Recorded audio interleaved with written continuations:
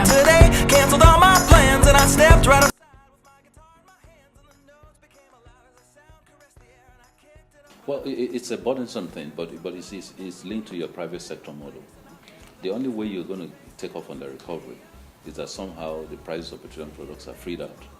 And so if you remember, one of the things that I did in 2016 was that I moved the price from 90 to 145, and we began to have over-recovery.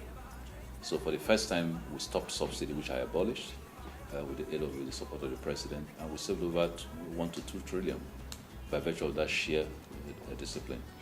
It's back in some form, not necessarily as subsidy, but because call it under recovery because it's going through the NNPC's books, they're the sole importers or whatever. But it's damaging the company also.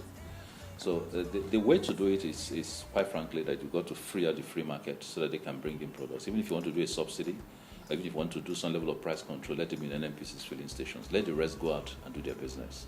Because we're tying everybody to a model of monopoly behavior. This is the price, stay with it, and that sort of stuff. Hopefully when the president returns, I'm sure knowing him, he will give some serious attention to that. And then that will reduce or eliminate the recovery and free up the books of NNPC and give them more money to do much more serious investment that will make the company grow. Second is the consumption pattern of Nigerians. We're still dabbling with what is the consumption number here and there, and government has set up a panel to look at that and come out with what's really the consumption number. And consumption from perspective of what is consumed by Nigerians, not what is sifting out of the borders or declared falsely or whatever. And hopefully we'll be able to get their acts back together so that most of the products are produced here. Under recovery, over recovery issues become secondary because everything is in here. And that's why I put a lot of energy on refineries. My dream had been that by 2019, December, we should be able to have our 2 refineries working. That's what I promised. But unfortunately, it's not. I don't handle it directly, NNPC does. There's been a lot of negotiations going on with the private sector partners. I want the private sector to do this, not to use government money, because we've done so many turnaround maintenances, we call them TAM, which have been funded by government, just never led anywhere. So I want the private sector to get involved in funding, helping manage, and yielding the result. We'll still get there, but it is a slow process, unfortunately. Hopefully, we're probably looking in the 2020s, 2020, 2021 before we get there. I hope we can make it sooner than later. But I've stepped out of government, and I've worked with the Dangotes group to make sure that their own refinery is moving full steam. They'll be on block sometime in 2020. That's 600,000 barrels. That technically is more than we consume in this country. We're doing modular refineries, 10 in the offing, 3 literally at point of construction. Hopefully that 10 we'll be able to till soil before we leave. Even if it's 20,000 barrels a piece, that's 200,000 barrels. We're looking at Nigeria refinery, which we've signed up, and we're working the studies on now. That's a 100,000 barrel refinery. We've got in Egypt to commit to 100,000 barrels. So all in all, if you take all this, and I'm also looking at a policy, which should come out hopefully next year, whereby oil companies have a responsibility to refine some portions of their production in the country. So it's either they're jointly coming together to build a refinery, or they're putting the volumes in the refinery that's out looking for crude, whatever it is.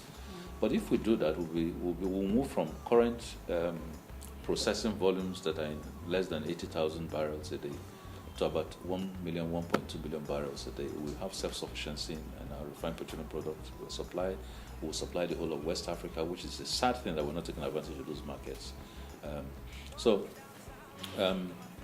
That's it. There are lots of things that I think that if taken care of, the issues under recovery, issues of subsidy will become secondary because the marketplace will take its bed.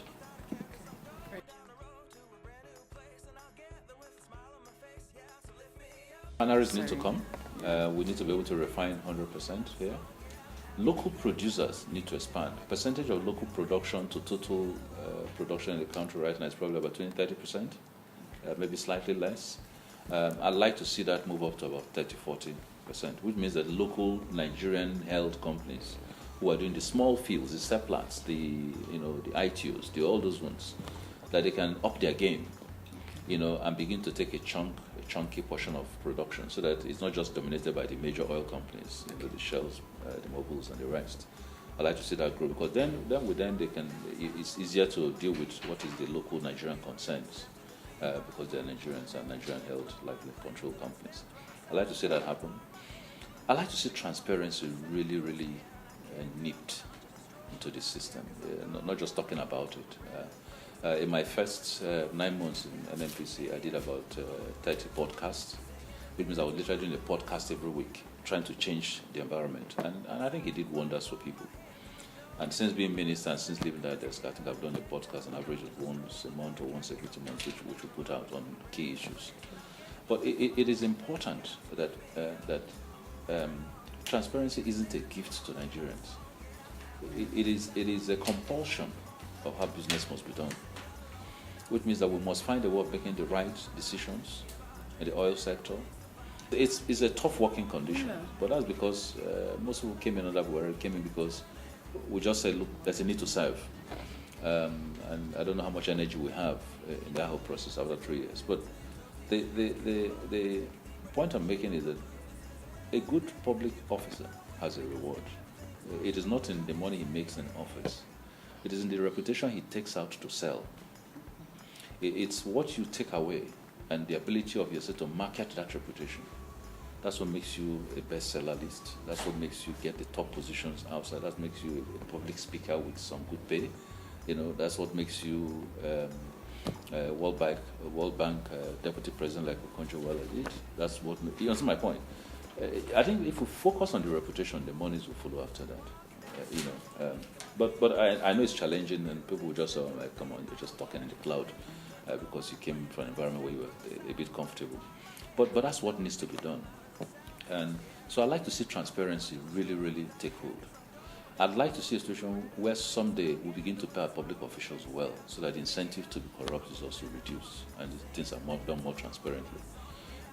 Nothing wrong with public officers who finish their job, they're able to get a free house, maybe 1 or 2 free houses in Nigeria, able to get scholarships for their children, able to get a good, so that really your need, once you can take care of that need, then hopefully, and that's an assumption, but hopefully a greedy man is a greedy man, but I think that if you meet some of those basic needs, people are more likely to want to work and work well. I like to see that, but irrespective of what this issue is, nothing justifies just corruptly enriching yourself with government positions. And I think all of us who are this must continue to preach that. And it's beginning to move. In fairness to the president, he's done a lot of work on that. You have to give that to him. The TSA, for example, when the TSA was suggested, I had a lot of pressure to take NNPC out of it, largely because the very nature of NNPC is a company. It's working with majors, they're joint accounts. But, by the time the President and I discussed a couple of hours, we decided, no, if you take away NNPC, what else is left? They are the major people who have the money. And I think that just doing that is saved the government so much money. Because now you can track how much you have. No issues of ministries locking money in some safe that nobody knows and spending it next year, the wing of, all that is gone. So he's done a fantastic work in terms of that area. But we need to, need to embed it. It's a culture. We need to start from our homes, our children. What you bring back home, how you can explain your wealth, those sort of stuff, the chieftaincies you get, the awards you get, how did they come up? And I think that if we do that over a period of time with selfless leaders, you're going to see a different Nigeria.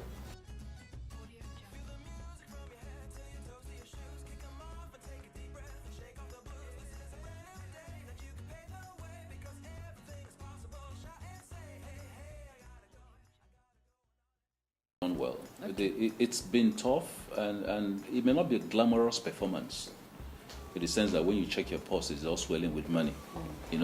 The thing with wealth, wealth is both a clean wealth and a horror wealth.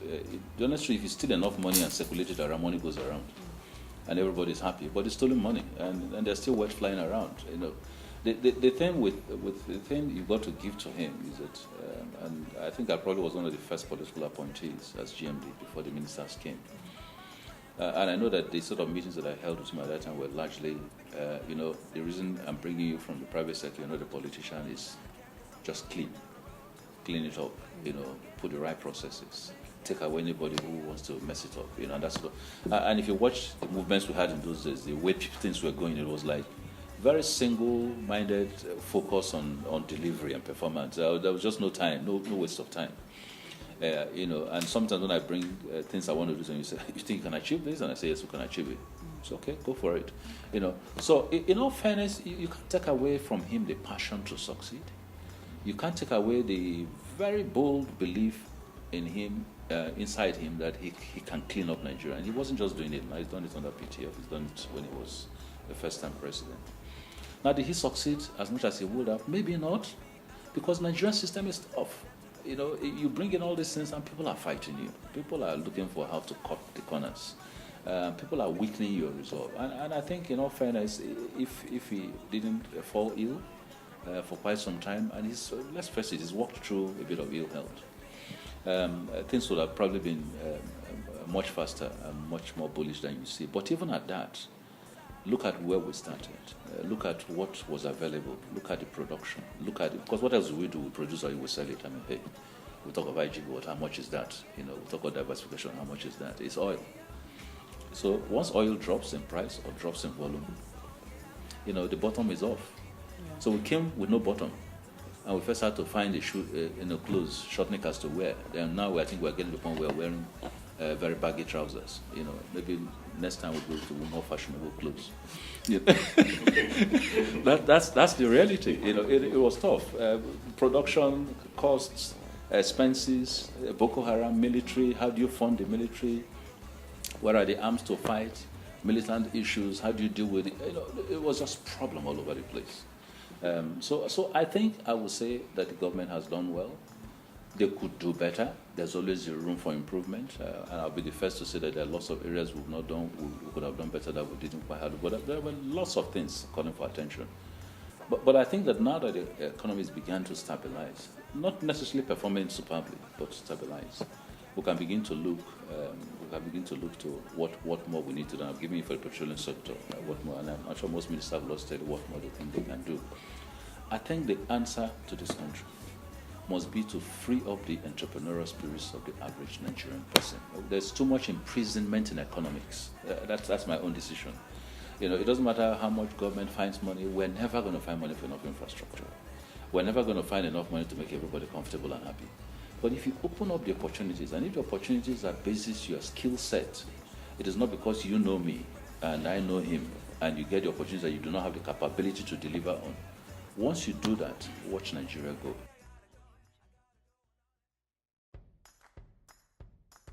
As a government official, I can't even describe a sitting head of state as impulsive.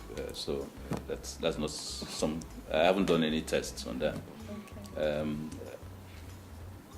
Tweeting is not a bad thing. Young people love tweets. And he has how many million followers? 50 million followers last count. Mm-hmm. So people must think he's doing something that is good. OPEC obviously doesn't depend on tweets to plan its going forward analysis. We look at the market. We are as concerned about saving our resource and getting the best value out of our resource as we are concerned about making sure the consumer is not taking a ride. We do not ride on the consumer. So it's a balancing act. Whenever you see us hobble in Vienna to decide on whether we reduce production or curtail production or expand production, it is all determined by the price and the behavior of the market. When the prices were hedging at almost 80 a few months ago, 2 or 3 months ago, you see us, all the clamor was for us to try and meet and begin to increase our volumes so that we can soften meet most of the demand.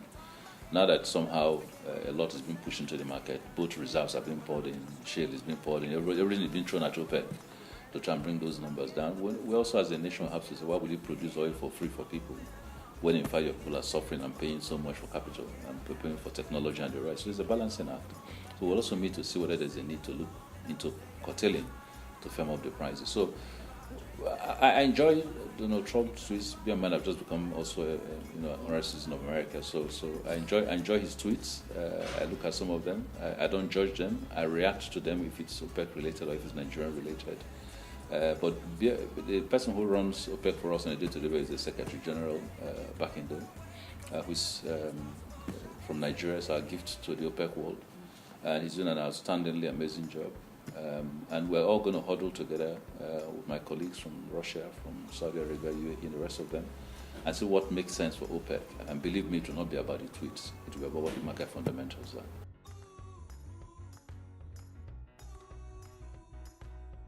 To be honest, I'm not sure I remember. I worked with him to write one of them. Oh, really? But I know the more popular one, at least the more recent, is the Dino, and that sort of stuff. Right?